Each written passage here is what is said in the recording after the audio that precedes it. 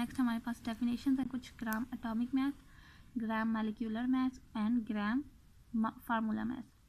First one पे हम देखते हैं gram atomic mass. Gram atomic mass क्या होता है?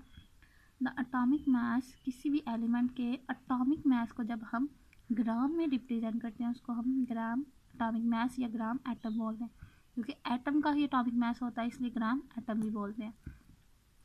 यहाँ से लेके यहाँ तक आपने याद करना है और साथ एक एग्जांपल कर लीजिएगा, जैसे कि ये वाली हो गई है हाइड्रोजन की।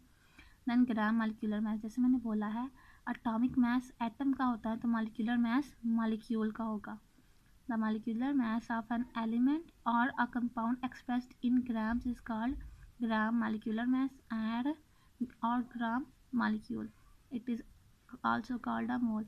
इसका भी यहाँ से लेके यहाँ तक आपने डेफिनेशन करनी है और एक एग्जांपल कर लीजिएगा, जैसे कि ये हो गई है। ठीक है, इनकी डेफिनेशन सेम है, बस इनके नाम का जो डिफरेंस आ रहा है वही डिफरेंस यहाँ पे आएगा।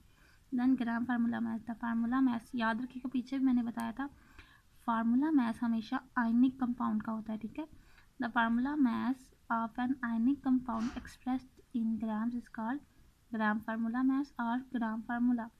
This is also called a mole. For example यहाँ से लेके यहाँ तक। ठीक है, इसके बाद हमारे पास एवोगैड्रोस नंबर की डेफिनेशन है।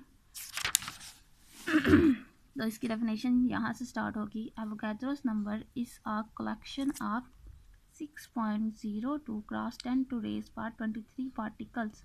It is represented by symbol Na। तो यहाँ से लेके यहाँ तक बस इसकी डेफिनेशन ही करनी है और कुछ नहीं करना। देन हमारे पास मोल की डेफिनेशन है। A mole is defined as the amount of a substance that contains 6.02 cross 10 to raise power 23 number of particles। अब वो कहता है मोल क्या होता है? हमारे पास कोई भी अमाउंट, किसी भी सब्सटेंस की कोई भी अमाउंट जिसके अंदर इतने पार्टिकल्स प्रेजेंट हों उसका हम बोलते हैं मोल। ठीक है, ये यहाँ से लेके यहाँ तक इसकी डेफिनेशन बन जाएगी। इसकी सिर्फ डेफिनेशन करनी है। इसके बाद आप लोगों ने ये फार्मूला करना है। Number of moles is equal to mass of a substance divided by molar mass of a substance. ठीक है, ये इंपॉर्टेंट फार्मूला इसको करना है। अगर हमने मास इसमें फाइंड आउट करना हो तो मास यहीं पे रहेगा, मोलर मास इस जगह पे जाके मल्टीप्लाई हो जाएगा। क्यों? क्योंकि यहाँ पे आके डिवाइड हो रहा है। तो हमारे पास mass is equal to number of moles multiply by molar mass. अगर हमने मोलर मास फाइंड आउट करना हो तो मोलर मास यहाँ चल जाएगा, नंबर ऑफ मोल्स यहाँ पर आ जाएंगे। इसकी कोई एग्जाम्पल हम देख लेते हैं। जैसे कि वो कहता है कैलकुलेट द ग्राम मॉलिक्यूल, मतलब number of moles in 40 gram. 40 gram mass है ऑफ H3PO4।